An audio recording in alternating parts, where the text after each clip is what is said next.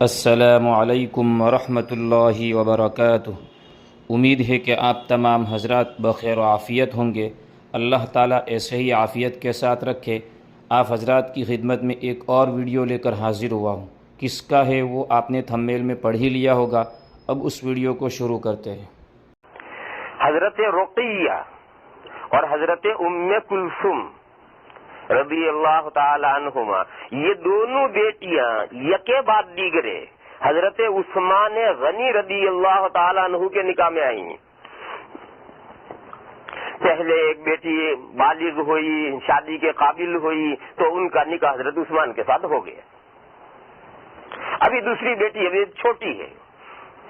یہ بیٹی حضرت عثمان غنی رضی اللہ تعالیٰ عنہ کے پاس کئی سال نکاح میں رہی اور اس کے بعد بیمار ہو کر کے ان کا انتقال ہوا ہے ٹھیک اس دن جس دن وہاں بدر میں جنگ پوری ہوئی، ادھر اس دن ان کا یہاں انتقال ہو گیا۔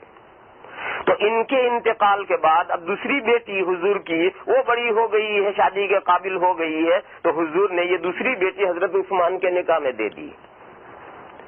وہ بھی کچھ دنوں تک زندہ رہ کر وہ بھی بیمار ہو کر انتقال کر گئی۔ حضور کے سامنے وہ دوسری بیٹی بھی انتقال کر گئی۔ تو یوں حضرت عثمان غنی رضی اللہ تعالی عنہ ذو النورین کہلاتے ہیں، دو نور والے، یعنی حضور کی دو صاحبزادیوں سے نکاح کرنے کا انہیں شرف حاصل ہوا۔ تو ذو النورین جو عثمان ذو النورین کہتے ہیں، تو ذو النورین کہنے کی وجہ یہ ہے کہ یہ دو صاحبزادیاں یکے بعد دیگرے حضرت کے نکاح میں گئی ہیں، اور جب دوسری صاحبزادی کا انتقال ہوا ہے تو حضور نے فرمایا کہ میرے پاس اب کوئی بیٹی نہیں ہے، اگر میرے پاس بیٹی ہوتی تو میں تیسری بیٹی بھی عثمان کو دیتا، مگر اب حضور کے پاس کوئی بیٹی نہیں تھی۔ چوتھی بیٹی کا نکاح ہو چکا ہے، اور حضور کی 4 ہی صاحبزادیاں تھی، کوئی 5ویں نہیں تھی۔ تو اس لیے حضور نے فرمایا کہ میری کوئی بیٹی نہیں ہے، اگر میری کوئی اور بیٹی ہوتی تو میں تیسری بیٹی بھی عثمان کے نکاح میں دیتا۔ چوتھی بیٹی تو میں یہ کہہ رہا تھا کہ یہ جو دو صاحبزادیاں حضرت عثمان غنی رضی اللہ تعالی عنہ کے نکاح میں گئیں، انہیں بھی کوئی جہیز نہیں دیا گیا، کسی روایت میں ان کو کوئی جہیز دینے کا کوئی تذکرہ نہیں آتا۔ چوتھی بیٹی حضرت فاطمہ رضی اللہ تعالی عنہا ہے، یہ سب سے چھوٹی بیٹی جو حضرت علی کرم اللہ تعالی وجہہ کے نکاح میں دی گئی۔ حضرت علی اور حضور کے درمیان میں کیا تعلق ہے اسے پہلے تھوڑا سا سمجھ لینا چاہیے۔ یہ تو سبھی حضرات جانتے ہیں کہ حضرت علی کرم اللہ تعالی وجہہ حضور کے چچا زاد بھائی ہیں، یہ سبھی جانتے ہیں، لیکن حضور کے چچا 13 چچا تھے۔ حضور کے چچا کو 1-2 نہیں تھے، حضور کے والد کے علاوہ جو حضور کے والد کے بھائی تھے یعنی حضور کے حقیقی چچا تھے وہ 13 تھے، اور سارے چچا صاحب اولاد تھے۔ اور ان چچاؤں میں جو ابو طالب حضور کے چچا تھے ان کے بھی 11-12 بچے تھے، لڑکے معلوم نہیں کتنے تھے، لڑکیاں کتنی تھی، کل ٹوٹل اولاد 11-12 تھی ان کی۔ تو چچا بھی بہت ہے، چچا کی اولاد بھی بہت ہے۔ حضرت علی کی کیا خصوصیت ہے؟ چچا تو چچا بھی بہت ہے، چچا بھائی بھی بہت ہے۔ اس لیے میں اس کی خصوصیت سمجھانا چاہتا ہوں کہ حضرت علی اور حضور کے درمیان میں کیا خصوصی تعلق تھا۔ آپ حضرات جانتے ہیں کہ ابھی حضور دنیا میں تشریف نہیں لائے تھے کہ والد ماجد کا انتقال ہو گیا۔ ابھی حضور 5 سال کے تھے کہ والدہ صاحبہ کا بھی انتقال ہو گیا، اور حضور کو پرورش میں لے لیا دادا صاحب نے، عبد المطلب جو حضور کے دادا تھے، ان دادا نے پرورش میں حضور کو لے لیا۔ جب حضور کی عمر شریف 7 سال کی تھی تو دادا کا سایہ بھی سر سے اٹھ گیا، ان کا بھی انتقال ہو گیا۔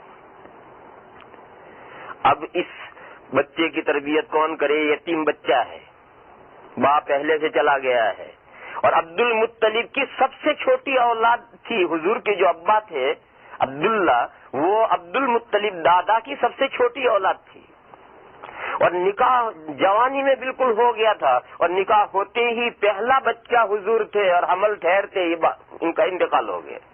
یعنی وہ جو باپ ہے حضور کے جو والد تھے وہ گویا بالکل جوانی میں انتقال کر گئے تھے، ایک ڈھیلا اور پیسہ چھوڑ کر نہیں گئے تھے، نہ کوئی مکان ہے نہ کوئی سامان ہے. نوجوان بچے کا شادی ہو اور پہلے بچے پر انتقال ہو جائے تو اس کو کیا ہوتا؟ کچھ بھی نہیں. تو باپ نے کچھ نہیں چھوڑا، دادا نے کچھ چھوڑا ہوگا تھوڑا بہت جو کچھ ہوگا، لیکن وہ سب بیٹے لے جائیں گے. چھوٹے بچے کو کہاں ملے گا؟ عرب کے دستور کے مطابق بچے کو کیا ملے گا؟ اب یہ یتیم ایک بچہ ہے، اس کی پرورش کون کرے؟ چچا تھے، میں نے بتایا کہ 13 چچا تھے حضور کے، اور سب بڑے بڑے مالدار تھے. یہ ابو لہب تبت یدا ابی لہب، یہ ابو لہب حضور کا حقیقی چچا ہے. اور ابو لہب کوئی ایک وجہ تسمیہ، تو اس کو ابو لہب کیوں کہتے تھے؟ لہب کے معنی ہے جب آگ بھڑکتی ہے اور آگ کی لپٹیں اٹھتی ہیں، تو وہ لپٹیں جو آگ کی اٹھتی ہیں اسے لہب کہتے ہیں. ابو لہب معنی لپٹوں والا. تو اس کا نام ابو لہب کیوں تھا؟ ایک وجہ یہ بیان کی تھی کہ اس کے یہاں کمرے کے کمرے گولڈ سے سونے سے بھرے تھے، اور گولڈ کا رنگ جو ہوتا ہے سونے کا رنگ وہ آگ سے ملتا جلتا ہے، اور سارے کمرے میں سونا بھر دو تو ایسا معلوم ہو جیسے آگ کی لپٹیں اٹھ رہی ہیں، ایسا محسوس ہوگا. تو ابو لہب کے معنی اتنا ڈھیروں اس کے یہاں سونا تھا. دوسرے چچا یہ حضرت عباس، یہ بھی حضور کے چچا تھے، ان کے پاس بھی بڑے دولت مند تھے، اور باقی سارے ہی چچا بڑے بڑے مالدار تھے. مگر اس بھتیجے کو کوئی لینے کے لیے تیار نہیں ہے، اس لیے کہ اس بھتیجے سے ملنا کیا ہے؟ اس کے باپ نے کوئی جائیداد تو چھوڑی نہیں. اس کے باپ نے کوئی جائیداد چھوڑی ہوتی تو ہر چچا لیتا، لیکن یہاں تو یتیم بچہ ہے، اس کے پاس کچھ نہیں ہے، نہ اس کی کوئی باپ نے جائیداد چھوڑی ہے، تو اس بھتیجے کو لینے کے لیے کوئی چچا تیار نہیں. ان چچاؤں میں ابو طالب سب سے زیادہ غریب تھے. وہ مالدار بالکل نہیں تھے، اپنا گزارا چلاتے تھے بیچارے، اور تھے کثیر العیال. میں نے بتایا کہ 10-11 تو ان کی اولاد تھی. غریب آدمی تھے اور کثیر العیال تھے، اولاد بہت تھی. تو جب کسی مالدار چچا نے حضور کو اپنی تربیت میں نہیں لیا تو ابو طالب نے یہ کہہ کر کے حضور کو اپنے گھر میں لے لیا کہ میرے یہاں 10-12 بچے ہیں، انہی کے پاس کھانے کے لیے کچھ. اپنے چچا ابو طالب کی پرورش میں چلے گئے ہیں جب 7 سال کے تھے تب.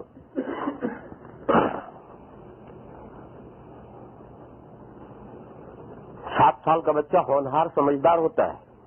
پھر یہ صورت حال پیش آئی ہے، 7 سال کا بچہ جو ہے وہ تو اگر سمجھ بوجھ والا ہو، اور حضور کی سمجھ بوجھ تو بہرحال ہونہار بیروے کے چکنے چکنے پات، جو پودا آگے جا کر بہت شاندار ہوتا ہے اس کے پہلے 2 پتے نکلتے ہیں، وہ بھی بڑے چکنے چکنے نکلتے ہیں. تو ہونہار بچہ جو آگے جا کر بہت بڑا بننے والا ہوتا ہے وہ شروع سے عقل و فہم رکھتا ہے. تو یہ جو صورت حال پیش آئی اس کو سب حضور سمجھ رہے ہیں کہ کوئی چچا مجھے لینے کے لیے تیار نہیں، میری پرورش کرنے کے لیے تیار نہیں ہے، اور یہ چچا بیچارے خود ہی غریب ہیں، وہ یہ کہہ کر مجھے لے گئے. یہ سب حضور سمجھ رہے ہیں. تو حضور نے چچا کے یہاں جا کر کے اس 7 سال کی عمر میں حضور نے مکہ والوں کی بکریاں چرانی شروع کی. ایک موقع پر ایسا ہوا کہ صحابہ اور حضور ایک لشکر میں جا رہے تھے، اور راستے میں جنگل میں ایک جگہ قافلہ پڑاؤ ڈالا، تو اس جنگل میں ایک جنگلی پھل تھا پیلو کا. تو وہ درختوں کے اوپر وہ پیلو کے پھل دیکھے تو فوراً صحابہ دوڑے اس کو کھانے کے لیے. تو حضور نے سب کو روکا اور کہا کہ دیکھو اس میں جو کالا ہو گیا ہو کالے رنگ کا کھائیو، ہرے رنگ کا مت کھائیو. تو خیر وہ کھایا. پھر آ کر جب کھا کر بیٹھے تو صحابہ نے پوچھا کہ یا رسول اللہ آپ کو یہ کیسے معلوم ہوا کہ یہ تو جنگلی پھل ہے، اور جنگلی پھل یہ اس رنگ کا کھانا چاہیے، اس رنگ کا نہیں کھانا چاہیے، یہ آپ کو کیسے معلوم ہوا؟ یہ تو چرواہے جانتے ہیں، جو جنگل میں جانور چراتے ہیں ان کو یہ بات معلوم ہوتی ہے، آپ کو یہ بات کیسے معلوم ہوئی؟ حضور نے فرمایا کہ میں نے مکہ کے دور میں بچپن میں بہت سالوں تک بکریاں چرائی. تو صحابہ نے پوچھا کہ یا رسول اللہ آپ کو بکریاں چرانے کی کیا ضرورت تھی؟ تو حضور نے پھر یہ ساری داستان بتائی کہ میں یوں اپنے چچا کے یہاں گیا تھا، اور چچا خود ہی غریب تھے، بچے ان کے پاس بہت تھے. تو میں نے یہ سوچا کہ اب مجھے چچا پر بوجھ نہیں بننا چاہیے. جو 7 سال کا بچہ سوچ رہا ہے تو ٹھیک ہے چچا نے مجھے پرورش کے لیے لے تو لیا ہے، لیکن مجھے چچا پر بوجھ نہیں بننا چاہیے، مجھے کچھ نہ کچھ کام کرنا چاہیے۔ تو حضور نے فرمایا کہ قرارید قیرات کی جمع ہے، اور یہ قرارید قیرات یہ وہی لفظ ہے جو انگریزی میں کیرٹ استعمال ہوتا، کیرٹ یہ وہی لفظ ہے عربی کا۔ اور ایک درہم جو اس زمانے میں چاندی کا روپیہ ہوتا تھا درہم، وہ 6 قیرات کا ایک روپیہ ہوتا تھا، ایک درہم ہوتا تھا، 6 قیرات کا مجموعہ ایک درہم۔ تو فرمایا کہ میں چند قیرات پر مکہ والوں کی بکریاں چراتا تھا، ایک بکری اس کی لے لی، ایک قیرات مہینے کا یہ دے گا، 2 بکریاں اس کی لے لی، 2 قیرات وہ دے گا، یوں مکہ کی بکریاں 20 25 30 مختلف لوگوں کی اکٹھا کر لی اور ہر ایک سے پیسے طے کر دیے، کتنے، اس سے 25 پینس، اس سے 50 پینس، اس سے 10 پینس، یوں بکریوں کی ایک ایک بکری کی قیمتیں کر کے وہ سارا ریوڑ بنا کر کے حضور جنگل میں چرانے لے جاتے ہیں، اور چرا کر کے لا کر سب کے گھر شام کو سب کے گھر باندھ دیے، اور یوں جو تو پیسے تھوڑے تھوڑے پیسے ملتے تھے وہ سارے جمع کر کے لے جا کر چچا کو دیتے تھے۔ تو حضور نے فرمایا کہ میں نے اسے سوچا کہ اب ہم چچا کے سر کو پڑ گئے ہیں تو ہم کو چچا پر بوجھ نہیں بننا چاہیے، ہمیں کچھ لا کر کما کر دینا چاہیے تاکہ چچا کے لیے ہم بوجھ نہ بنے۔ تو ہم میں یوں بکریاں چرا کر کے چند قیرات پر، یعنی کوئی پورا پاؤنڈ بھی ایک بکری کا مہینے کا نہیں ملتا تھا، چند پینس ملتے تھے، وہ لا کر خرید کر لوگوں کو بکریاں چرا کر ہم لا کر دیتے تھے۔ خیر زمانہ چلتا گیا، حضور کی عمر مبارک 25 سال کی ہو گئی، نبوت ابھی بہت دور ہے، حضور کی عمر مبارک 25 سال کی ہو گئی، اور حضور کا حضرت خدیجۃ الکبریٰ سے نکاح ہو گیا، اور یہ نکاح چچا نے ابو طالب ہی نے کروایا تھا، کہ چچا ہی باپ کی جگہ پر تھے، وہی سرپرست تھے، اور چچا ہی نے حضور کا یہ نکاح کروایا تھا، حضرت خدیجۃ الکبریٰ سے یہ نکاح ہوا ہے۔ اور جب نکاح ہوا ہے تو حضور کی طرف سے جو نکاح کا خطبہ پڑھا ہے وہ ابو طالب نے پڑھا ہے۔ اس زمانے میں عرب کا دستور یہ تھا، جیسے اب دستور یہ ہے کہ قاضی صاحب خطبہ پڑھائیں گے، پھر ادھر سے ادھر اور ادھر سے ادھر ایجاب قبول کر دیا، نکاح ہو گیا۔ اس زمانے میں دستور نہیں تھا، اس زمانے میں بارات آئے گی اور بیٹھیں گے، ادھر لڑکی والے بھی لڑکے والے بھی سب مجمع اکٹھا ہو گیا۔ تو سب سے پہلے لڑکے کے خاندان میں سے ایک آدمی کھڑا ہوگا اور وہ خطبہ پڑھے گا، اور خطبہ پڑھ کر کے اپنے خاندان کے فضائل بیان کرے گا، اپنے دلہا کے فضائل بیان کرے گا، اور بیان کر کے پھر وہ درخواست کرے گا کہ ہم آپ کے خاندان کی فلاں لڑکی کو اپنے اس لڑکے میں نکاح میں لینا چاہتے ہیں، یہ ہم آپ سے ریکویسٹ کرتے ہیں، اور یہ کہہ کر کے یہ لڑکے والا بیٹھ جائے گا۔ تو اب لڑکی والے خاندان میں سے ایک آدمی کھڑا ہوگا اور وہ بھی اپنا خطبہ پڑھے گا، اور وہ بھی تقریر کرے گا، اور وہ اپنے خاندان کے فضائل بیان کرے گا، اپنی بیٹی کے فضائل بیان کرے گا، اپنے خاندان کی لڑکی کے، اور پھر وہ جواب دے گا کہ آپ نے جو درخواست ریکویسٹ کی ہے وہ ہم منظور کرتے ہیں، اور ہم اپنی فلاں بیٹی کو آپ کے فلاں صاحبزادے کے نکاح میں دیتے ہیں۔ نکاح اب ہو گیا۔ یہ اس زمانے کا زمانے جاہلیت میں نکاح اس طرح سے ہوتا تھا، 2 طرف سے تقریر ہوتی تھی اور باقاعدہ ایجاب و قبول یوں ہوتا تھا۔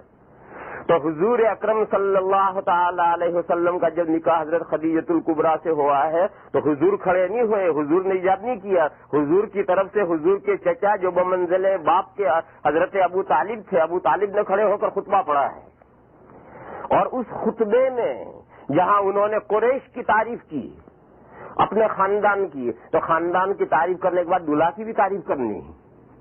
تو دلہا کی تعریف میں ابھی تو حضور کی 25 سال کی عمر ہے، ابھی تو نبوت بہت دور ہے، اس وقت ابو طالب نے اپنے اس بھتیجے کی شان میں اشعار قصیدہ پڑھا تھا، اور وہ اتنا جاندار قصیدہ پڑھا تھا کہ آج بھی اس کا جواب نہیں ہے حضور کی تعریف میں۔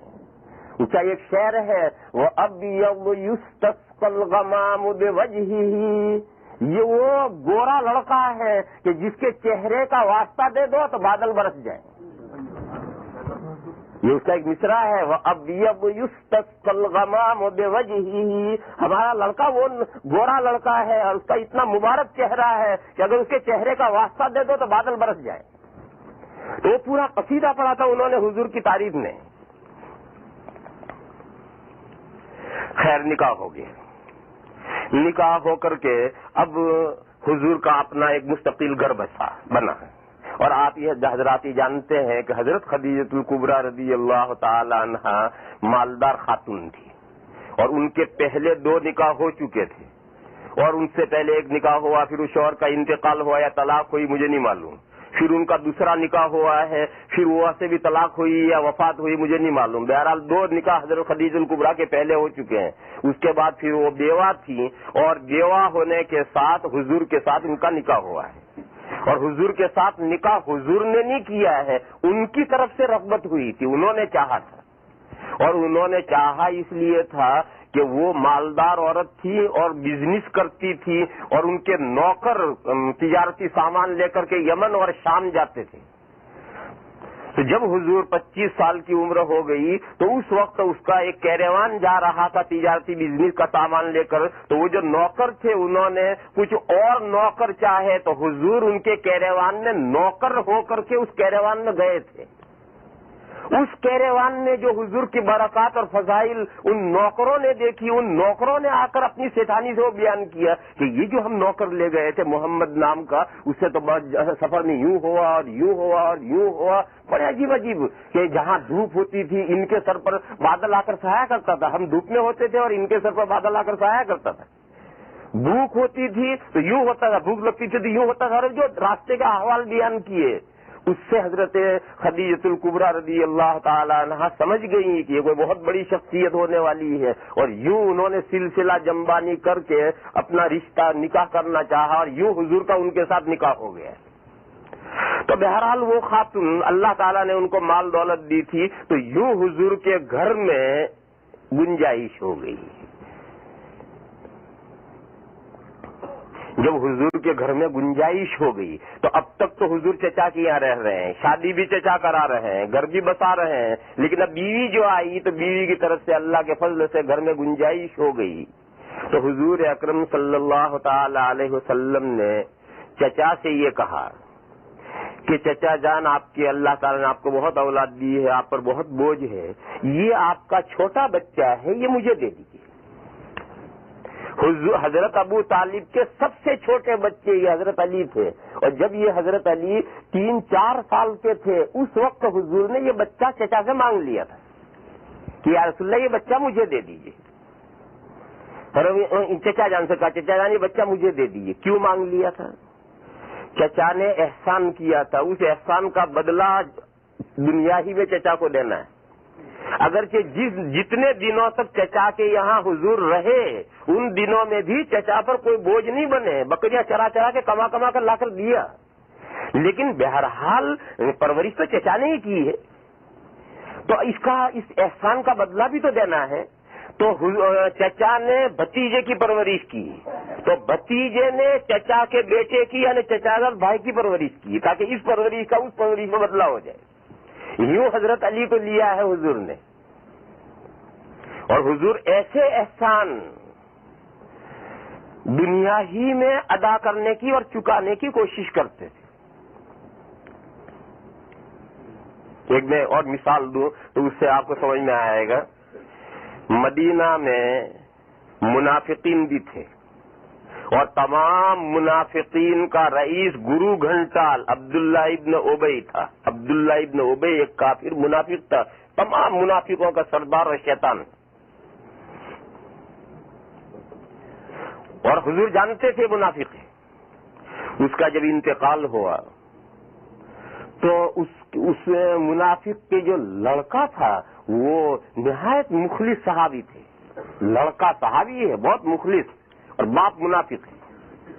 تو جب اس منافق کا انتقال ہوا تو لڑکے جو تھے انہوں نے حضور سے آ کر کے درخواست کی کہ یا رسول اللہ آپ اپنا کرتا عنایت فرمائیے، میں اپنے باپ کے کفن میں دے دوں، یہ امید کر کے کہ شاید اس سے برکت ہو جائے، اس کی نجات ہو جائے، دنیا میں زندگی پر تو کافر کم بخت رہا ہی، اب کرتے سے بخشش ہو جائے۔ تو حضور نے فوراً اپنا کرتا دیا، اپنا استعمالی مستعمل کرتا دیا، اور وہ کرتا اس منافق کے کفن میں پہنایا گیا۔ جب یہ کرتا دیا تو دوسرے صحابہ کو یہ چیز شاک گزری کہ کمبخت منافق، مدینہ کے سب منافقوں کا سردار، اور جب تک زندہ رہا اسلام کے جڑوں میں کلاڑے مارتا رہا اور اسلام کے سخت دشمن رہا، ایسے منحوس اور نالائق آدمی کو حضور کا پیراہن مبارک دیا جائے؟ اس لیے دوسرے صحابہ کو یہ بات ناگوار گزری کہ اس منحوس کو یہ حضور کا مبارک کرتا ہے، اس نالائق کو. لیکن بہرحال حضور نے دیا، دوسرے صحابہ کیا بول سکتے. جنازہ تیار ہو کر آیا تو حضور اکرم صلی اللہ تعالی علیہ وسلم نماز پڑھانے کے لیے بڑھے. اب بہت پریشانی ہوئی صحابہ کی، اور حضرت فاروق اعظم رضی اللہ تعالی عنہ نے آگے بڑھ کر کے حضور کا دامن پکڑ لیا اور نماز پڑھانے حضور بڑھ رہے تو حضور کو روک لیا اور کہا یا رسول اللہ، اس نالائق نے فلاں موقع پر ہمارے ساتھ یہ کیا تھا، فلاں موقع پر یہ کیا تھا، فلاں موقع پر یہ کیا تھا، پچھلے سارے واقعات یاد دلائے کہ یہ تو ایسا منافق ہے، آپ اس کی نماز پڑھانے کے لیے تشریف لے جا رہے ہیں. تو حضور نے فرمایا کہ مجھے چھوڑ دو، مجھے اللہ نے ایسے لوگوں کی نماز پڑھنے سے منع نہیں کیا ہے، مجھے اللہ نے منع نہیں کیا تو میں پڑھتا ہوں جا کر.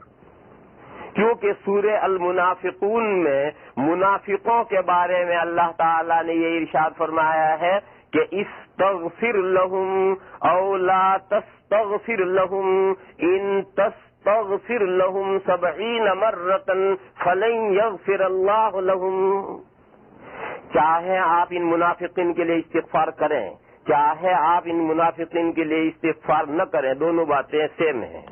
اگر آپ 70 ٹائم ان کے لیے استغفار کریں گے تب بھی اللہ ان کی بخشش نہیں کریں گے.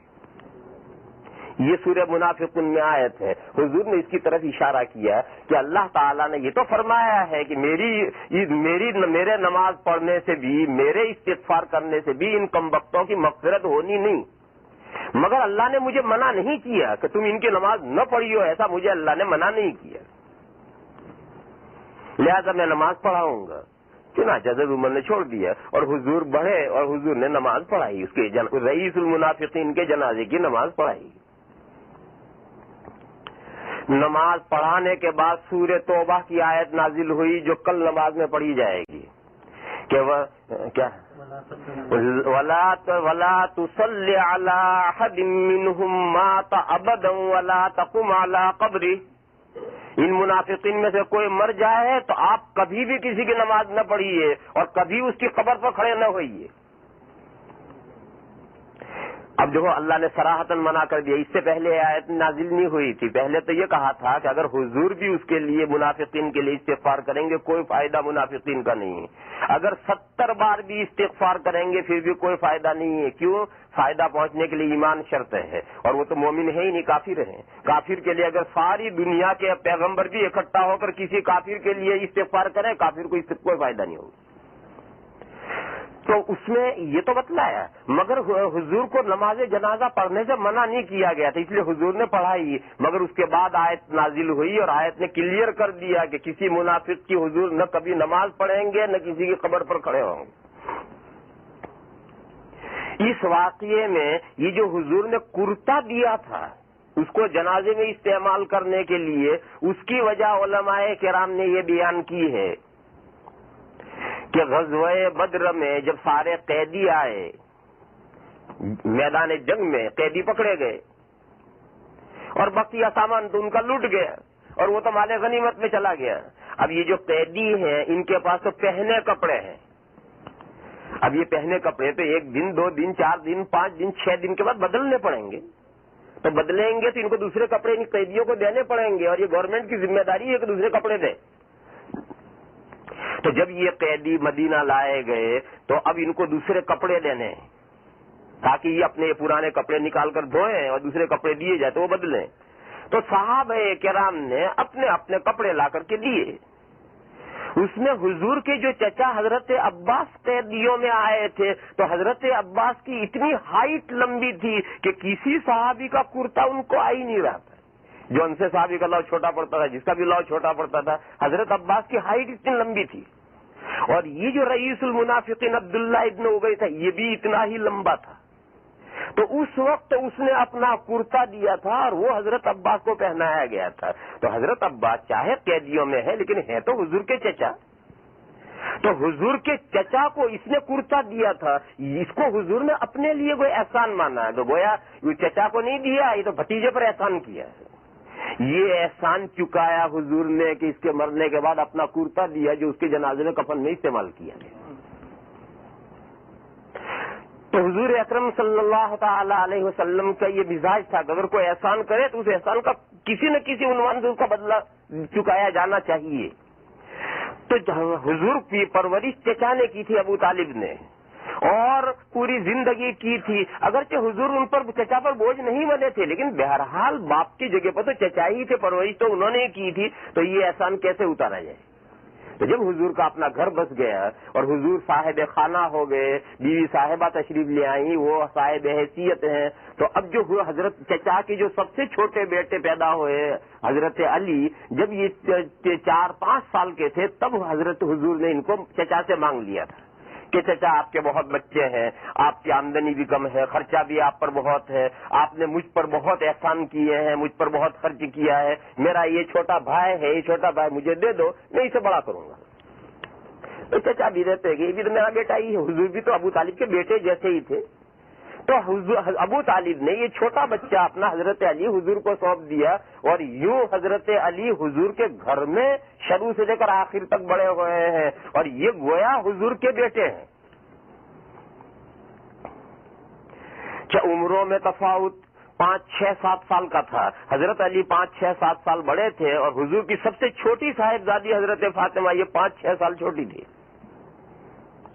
اب زمانہ بڑھتا چلا گیا. ہجرت کے 13 سال گزر گئے.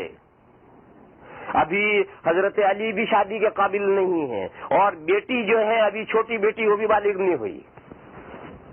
پھر ہجرت کر کے حضور مدینہ چلے گئے, اور حضور کا گھرانہ بھی وہیں چلا گیا, تو بیٹی بھی وہیں چلی گئی. وہ 2 بیٹیاں جو تھیں یہ حضرت زینب تو وہاں ہیں, اور ایک بیٹی حضرت زینب حضرت عثمان کے نکاح میں ہجرت سے پہلے دی جا چکی تھی, اور ایک بیٹی آخری 2 بیٹیاں حضور کے پاس تھی, اور یہ حضرت علی اور حضرت زید بن حارثہ یہ گویا بمنزلے بیٹے کے ہیں. اور حضور کی اس وقت بیوی صاحبہ ایک ہی بیوی صاحبہ تھی حضرت سودا, اور حضرت خدیجہ کا اس سے پہلے انتقال ہو چکا ہے. ہجرت سے 5 سال پہلے حضرت خدیجہ کا انتقال ہو گیا ہے, اور ان کے انتقال کے بعد حضور نے شادی فرمائی ہے حضرت سودا رضی اللہ تعالی عنہا سے, جو تقریباً 50-55 سال کی عورت تھی, تاکہ وہ گھر میں آ کر کے گھر کے سب بچوں کا نظام سنبھالے.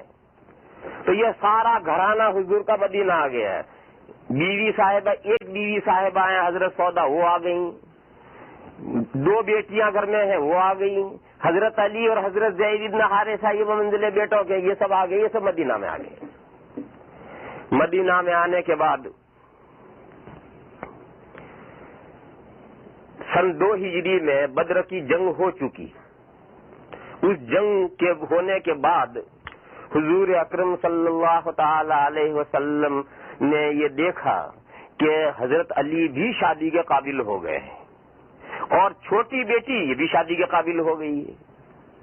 تو حضور نے یہ مناسب خیال فرمایا کہ اس بیٹی کو حضرت علی کے نکاح میں دے دیا جائے, اور اس سلسلے میں وہی سے بھی حضور کو اشارہ ملا تھا کہ یہ بیٹی ان کے نکاح میں دی جائے. چنانچہ حضور نے حضرت علی کو بلا کر یہ کہا کہ بھئی تمہارا میں نکاح کروں گا فاطمہ سے, اور تم نکاح کی کچھ تیاری کر لو. جب آدمی نکاح کرے گا, بیوی آئے گی, کوئی گھر چاہیے, کوئی جھونپڑا چاہیے جس میں رہیں, کچھ گھریلو ساز سامان چاہیے, کچھ نہ کچھ تو چاہیے. تو حضور نے ان سے کہا کہ تم کوئی گھر کا انتظام کر لو, گھر بسانے کا, میں تمہاری شادی کروں گا. تو حضرت علی کرم اللہ تعالی وجہہ کہتے ہیں کہ میں نے سوچا کہ اب کیا گھر بسانے کے لیے کیا انتظام کیا جائے, کس طرح سے سامان کیا جائے. تو کہا میں نے مدینہ کے ایک سنار سے کانٹیکٹ کیا کہ دیکھ بھائی میرے پاس اونٹنی ہے, تو تو اور میں ہم دونوں اس اونٹنی کو لے کر کے مکہ مکرمہ جائیں گے. مدینہ سے مکہ کا 10 دن کا سفر ہے, 10 دن میں مکہ پہنچتے تھے, اور وہاں ایک گھاس ہوتی ہے ازخر، وہ گھاس وہاں سے جنگل میں سے چن کر کاٹ کر کے اونٹنی کے اوپر بھر کر کے وہ گھاس مدینہ لائیں گے، اور وہ گھاس سنار استعمال کرتے تھے، اور سنار اس گھاس کو خریدتے تھے اور وہ بھٹی میں اسے جلاتے تھے. تو وہ جو دوسرا پارٹنر ہے وہ سنار ہے، تو اب وہ گھاس آئے گی تو سناروں میں بکے گی اور اچھے جگہ پر بکے گی، اچھی قیمت سے، کیونکہ پارٹنر سنار ہے. اور وہ گھاس سنار ہی لیتے تھے اور اس سے جلا کر کے سونے کے زیورات وغیرہ میں وہ اس سے گھاس استعمال ہوتی تھی. چنانچہ دونوں انہوں نے سوچا کہ اس طریقے سے وہ ہم گھاس لائیں گے اور اسے بیچیں گے اور اس سے کچھ پیسے پس انداز کریں گے اور کچھ پیسے لے کر کے کچھ گھر بسائیں گے، اور شادی کی تیاری ہو رہی. کام شروع ہوا. کتنی مرتبہ گئے اور آئے اور گھاس لائے، کتنی مرتبہ اس کی کوئی تفصیل نہیں ہے روایت میں، بہرحال چند مرتبہ گئے آئے. اس کے بعد ایک حادثہ پیش آ گیا. حادثہ یہ پیش آیا کہ وہ اونٹنی ایک جگہ پر بندھی ہوئی تھی، جہاں بندھی ہوگی وہ جہاں اونٹنی بندھی تھی اس کے قریب میں ایک انصاری صحابی کا گھر تھا. اس انصاری صحابی کے گھر میں ایک مجلس ہوا کرتی تھی گپاسٹنگ کی، جیسے کافی ٹائم میں ہوتی ہے.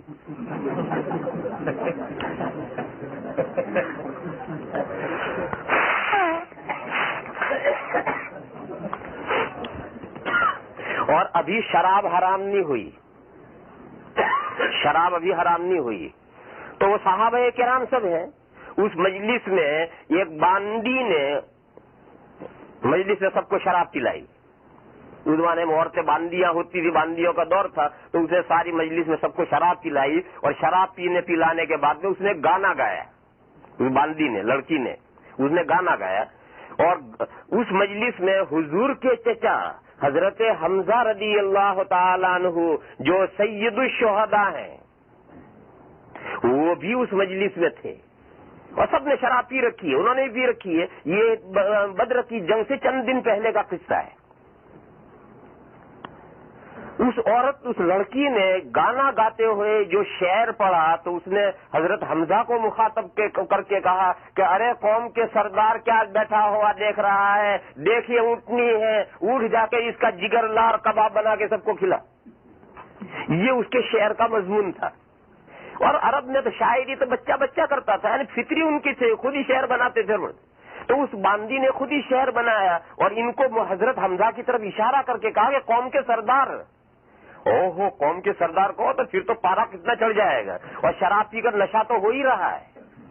اور کہا قوم کے سردار کیا بیٹھا بیٹھا دیکھ رہا ہے، یہ سب کباب کھانے کے منتظر ہیں اور تو ان کی دعوت نہیں کرتا. دیکھیں اونٹنی بیٹھی، جب اس کا کلیجہ جگر لا کے کباب بنا کے کھلا. بس یہ شعر سنتے حضرت حمزہ نشے میں اٹھے اور جا کر اونٹنی کو ذبح کر ڈالا، اور ذبح کر کے پیٹ پھاڑ کر کے کلیجہ لایا کہ لو کھاؤ کباب. یہ اونٹنی حضرت علی کی اونٹنی تھی جس پر شادی کرنی تھی اور سارا پروگرام چل رہا تھا. یہی اونٹنی تھی جس پر ساری ادھر گھاس آتی تھی اور ساری کمائی کا تھا اور پورا پلان جو بنا رکھا تھا. وہ اونٹنی تو چچا نے ذبح کر دی اور ذبح کر کے لا کر کے کلیجہ دے لو کھاؤ.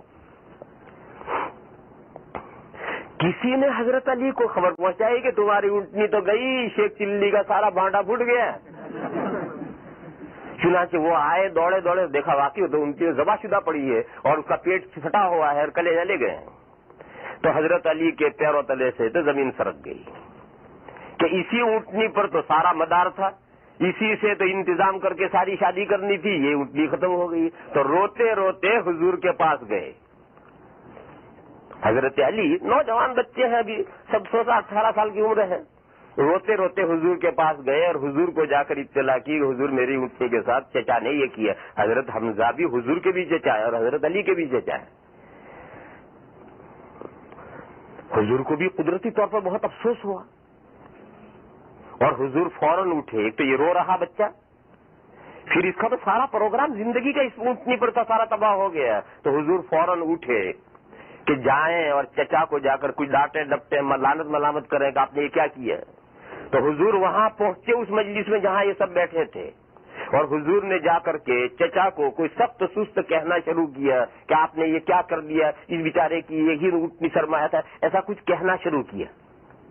تو حضرت حمزہ نشے میں تھے انہوں نے حضور کو یوں کر کے سر سے لے کر پیر تک یوں گھورا 2-3 مرتبہ،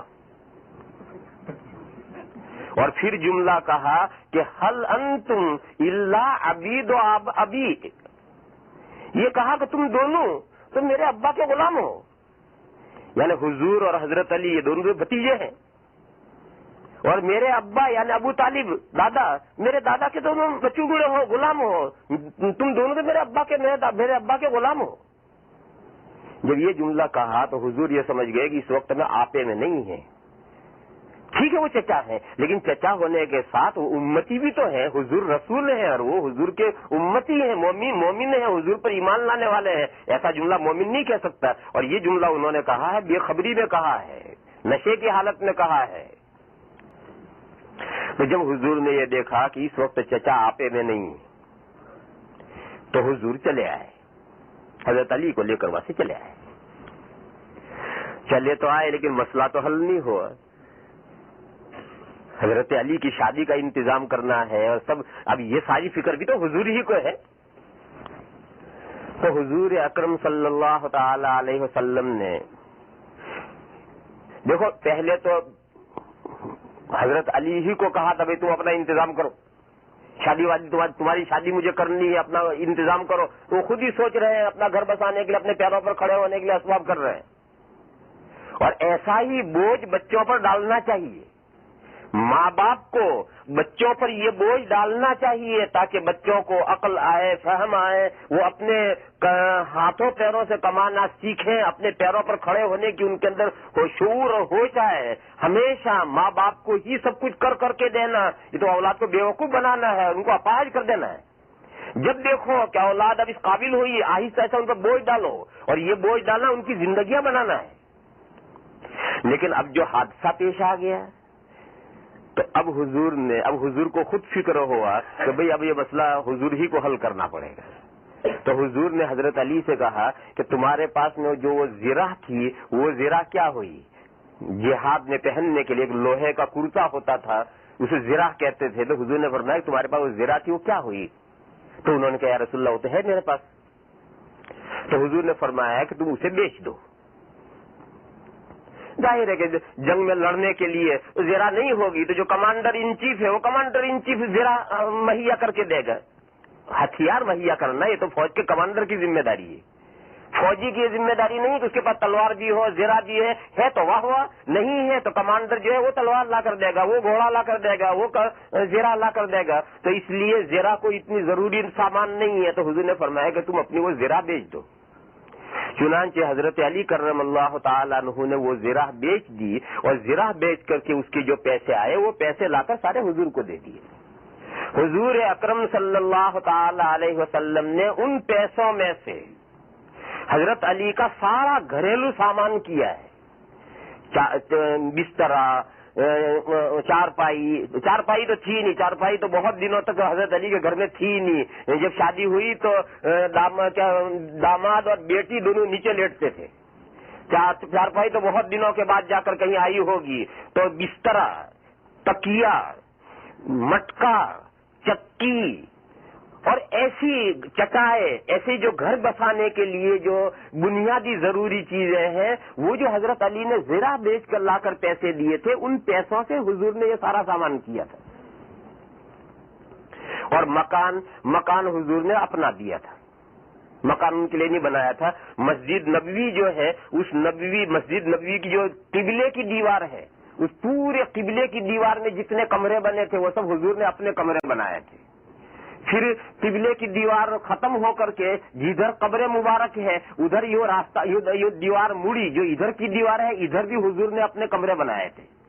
پھر وہ کمرے جہاں حضور کے ختم ہو گئے، اس کے بعد ایک چبوترا تھا جس پر طالب علم لیٹتے تھے، اور یہ دیوار ختم ہو کر جو ادھر دیوار شروع ہوئی تو ادھر دیوار میں پہلا مکان حضرت ابو بکر کا تھا، دوسرا حضرت عمر کا تھا، یوں یہ مکان شروع ہوئے تھے۔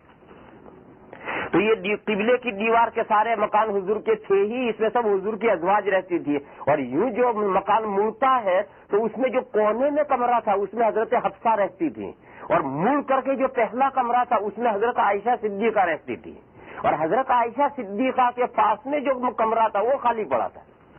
تو حضور نے وہ جو قریب مکان کمرہ خالی پڑا تھا وہ حضرت علی کے لیے تجویز کر دیا. اس وقت جو روزہ مبارک ہے اس روزے مبارک میں چونکہ حضور کی قبر حضرت عائشہ کے کمرے میں بنی تھی تو وہ کمرہ اور یہ جو دوسرا کمرہ حضرت علی کا یہ سب ملا کر کے اس پر روزہ کھڑا ہے. اس وقت جو روزے مبارک کھڑا ہے اس روزے مبارک میں حضرت علی کا والا کمرہ بھی اس کے اندر شامل ہو گیا ہے. تو حضرت عائشہ والے کمرے کے پاس یہ حضرت کمرہ تھا, وہ کمرہ حضور ہی کا بنایا ہوا تھا, حضور ہی کا, وہ حضور نے حضرت علی کے لیے خاص کر دیا. اور حضور کے کمروں کے بیچ میں ایک تو ان کے دروازے مسجد کی طرف کھلتے تھے اور ایک اس کے اس طرف سائڈ پر دروازے کھلتے تھے. جو اصل دروازے تھے ادھر کھلتے تھے, پھر ادھر دروازے کھل کر کے پھر ہر کمرے کا ایک صحن تھا جس پر دیوار بن کر کے صحن گھرا ہوا تھا. ہر ایک کمرے کا الگ الگ صحن گھرا ہوا تھا پیچھے, اور پھر پیچھے باہر نکلنے کے دروازے ادھر تھے. اور ہر کمرے میں سے مسجد میں آنے کا ایک دروازہ الگ تھا کہ حضور اس دروازے سے نماز پڑھنے تشریف لاتے تھے. اور ہر دو کمروں کے بیچ میں جو دیوار تھی اس میں بھی ایک کھڑکی تھی, اس کمرے میں سے اس کمرے میں جانے کے لیے, اس کمرے میں سے اس کمرے میں جانے کے لیے دیواروں کے بیچ میں کھڑکی تھی. تو حضرت عائشہ کا کمرہ اور حضرت علی کا کمرہ ان دونوں کے بیچ میں بھی ایک کھڑکی تھی, جو کھڑکی بعد میں بند کر دی گئی تھی. ایک واقعہ پیش آیا تھا, اس کی وجہ سے وہ کھڑکی بند کر دی گئی تھی.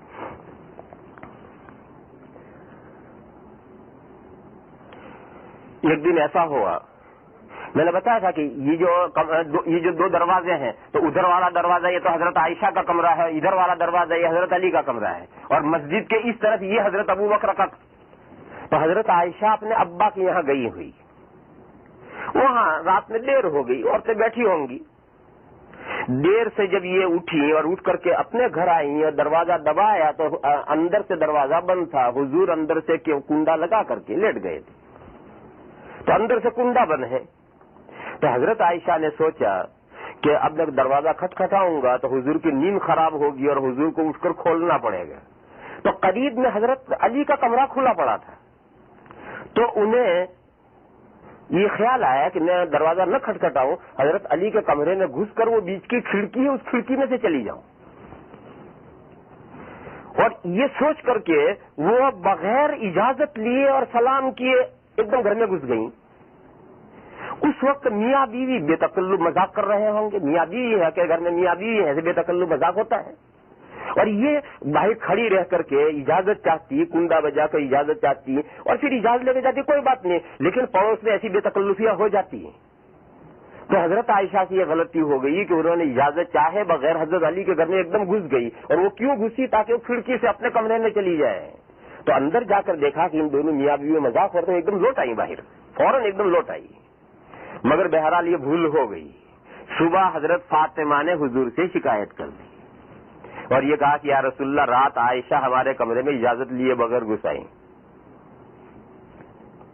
تو حضور نے پوچھا کیوں گھس آئی بھی؟ تو انہوں نے پوری بتائی کہ میں اس لیے گئی تھی تاکہ کھڑکی سے آؤں.